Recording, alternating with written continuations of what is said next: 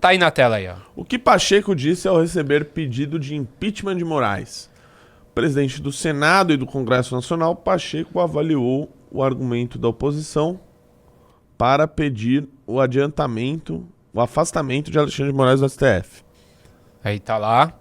Tá aqui a fotinha do Pacheco com o próprio Xandão, né, etc e tal. Tem essa matéria, mas a gente tem um react a respeito disso, dele recebendo o pedido dos congressistas. Olha lá o que ele desce mais aí. Tá aqui, ó, o que ele disse aqui. Ó. Sempre tive muita prudência ao avaliar impeachment em relação a atos jurisdicionais. Decisões judiciais, por mais equivocadas que sejam, são passíveis de recurso. E é inusitado pensar em caçar um ministro por uma decisão jurisdicional, quando outros ministros confirmaram a mesma decisão. Por essa mesma razão, eles poderiam ter o mesmo destino. Só essa prudência que temos. Vou ter zelo. E aí, vamos ver o vídeo. Bora ver o vídeo aqui, ó. Cadê? Não devemos Pera aí. Tá aí na tela aí, bora ver. participar do orçamento. Eu tenho defendido muito, inclusive junto ao Supremo Tribunal Federal, esta prerrogativa do Parlamento de poder participar do orçamento. Assim como faço críticas também ao Poder Judiciário, todos aqui são testemunhas disso, que em alguns momentos recentes eu fiz as minhas críticas de interferência no Poder Legislativo, como quando houve a decisão sobre o marco temporal e a decisão sobre a legalização de drogas e a pauta sobre o aborto. Em todos esses três temas eu pude não só discursar, mas tomar providências efetivas em relação ao marco temporal com a derrubada do veto presidencial fazendo valer a lei, em relação às drogas com a apresentação tentar achar essa PEC, parte que ele fala. sobre a questão das drogas no Brasil, o aborto... Vamos tentar achar a parte que ele fala do... que tá no texto. Senão a gente vai ver 20 Aí minutos. tem um... Não é curtinho isso daqui, ó. Ah, tá. É curtinho. Beleza. Todos, especialmente com os meus colegas senadores, os que votaram em mim para presidente e os que não votaram. Eu subi à tribuna do Senado Federal no dia 1º de fevereiro de 2023 e destaquei que alguns pontos mereceriam de nossa parte o nosso dever de legislar. Um deles era a questão das decisões monocráticas do Supremo Tribunal Federal, que não podem reconhecer a inconstitucionalidade de uma lei votada nas duas casas, sancionada por um presidente da República, e um único ministro desconstituir esta realidade política de dois poderes. Então eu defendi essa técnica das decisões monocráticas, ela foi aprovada aqui com uma apertada maioria no final do ano passado, e hoje está na Câmara dos Deputados, atualmente na Câmara dos Deputados, para ver essa análise. E, igualmente, a Então, você vê, ele fala das decisões monocráticas, que quem será que votou, que vetou, no caso, a PEC das decisões monocráticas? Fala aí pra mim, Renato. Pois é, só volta um pouquinho naquela matéria que tem aquela frase dele aí que eu acho que não pegou nesse vídeo. Que ele diz o seguinte: decisões judiciais, por mais equivocadas que sejam, são passíveis de recursos. Eu quero saber pra quem que eu recorro. Pra quem que eu recorro sobre a suspensão do X? A última palavra é sempre do Supremo Tribunal Federal. E por isso que, se um ministro toma decisões ilegais, ele precisa que seja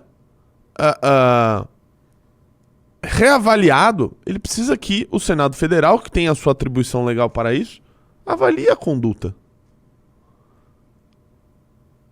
Não é passível de recurso, veja bem.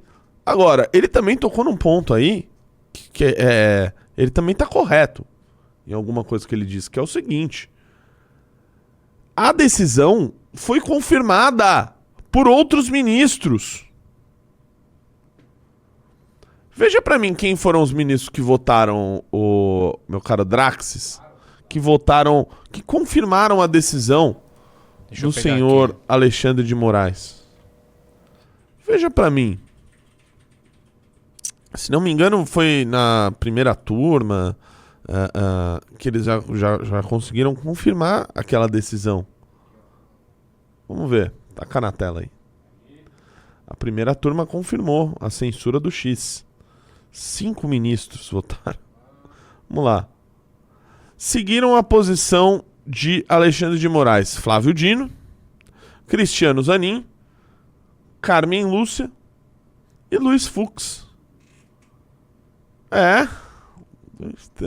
Pois é, foram 5, é isso? Foram 5 votos a favor aí de manter a decisão do Alexandre de Moraes. Sendo uma delas do senhor Cristiano Zanin, que disseram que tinha que aprovar a indicação, corta pra mim, que tinha que aprovar a indicação do senhor Cristiano Zanin, porque senão Flávio Dino viria no lugar dele. O que aconteceu? Veio o Cristiano Zanin e veio o Flávio Dino.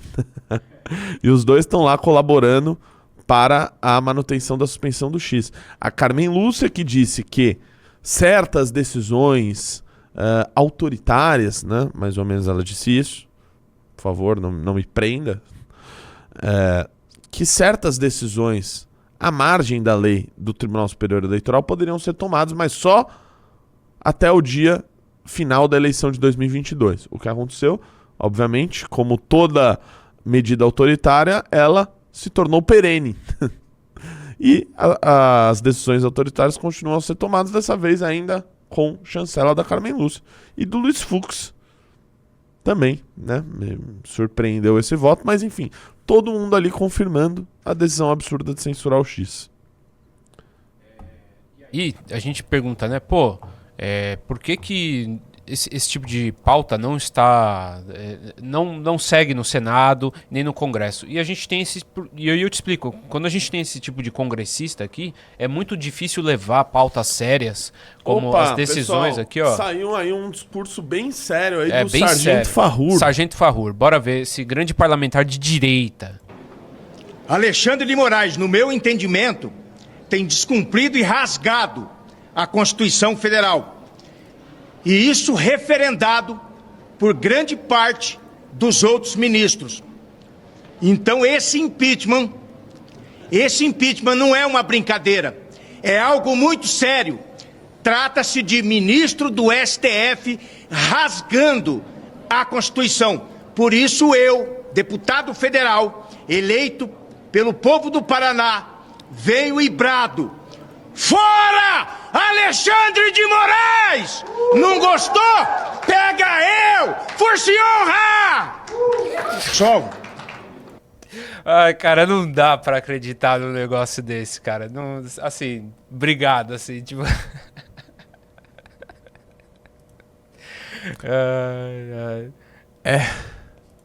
Gente, a cada sargento Farrur que você coloca no Congresso Nacional, você dá 1% de força para Alexandre de Moraes. A cada sargento Farrur que você coloca no Legislativo, você dá mais força para o Alexandre de Moraes. É matemático. Se você colocar 10 sargentos Farrur, você dá 10% de força para o Alexandre de Moraes, a mais do que ele já tem. Então, vamos esperar o quê? Se você olha o Alexandre de Moraes, né? Acho que não tem ninguém que gosta do Alexandre de Moraes. Sei lá, o Lula. Mas tem que reconhecer que é um sujeito inteligente, né? Professor lá, tal. Doutor, pós-doutor, livre docente. Sujeito inteligente. Aí do outro lado, supostamente do outro lado, você tem mentecaptos. Você tem pessoas com poucos neurônios. Pessoas com dificuldade de concatenar frases. Como o Sargento Farrur, senador Marcos Duval. É sério. Você falou senador Marcos Duval? Pois é, você sabe... com essa gente que vai combater o Xandão? Você sabe que a gente vai falar dele ainda hoje, sabe? Ele é senador aqui, ó. Vamos falar já. Vamos falar já? Vamos falar já? Você quer falar já dele aqui, ó? Vamos ver o que o senador Marcos Duval tem feito contra o Xandão, que lhe deu uma multa de 50 milhões aqui, ó. Aí ele falou que ele morava numa casa e agora não está mais morando. Bora ver isso aqui, senhor Renato. Isso aqui é das redes dele.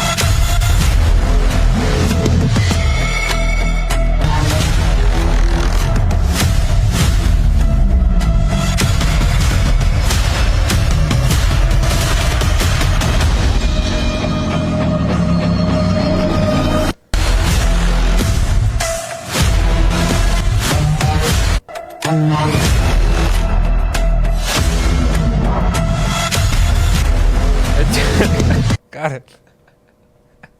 Meu, É isso daí que você tá vendo na tela. isso é ridículo num nível que... Eu tenho dificuldade de comentar. O senador Marcos Duval, corta pra mim, o senador Marcos Duval, assim como todo senador, tem direito a um apartamento funcional. E aí esse imbecil tá lá jogado. Primeiro ele disse que ele dormiu lá na cadeira do Senado, né? Tipo, o único lugar que ele conseguiria dormir é na cadeira. Né? Não, não dava pra ter o chão. E no dia seguinte ele dormiu no chão com esse colchão, Colchonete né? Com aqui, esse ó. colchonete. Tá no colchonete. A única coisa que ele conseguiu ter foi um colchonete.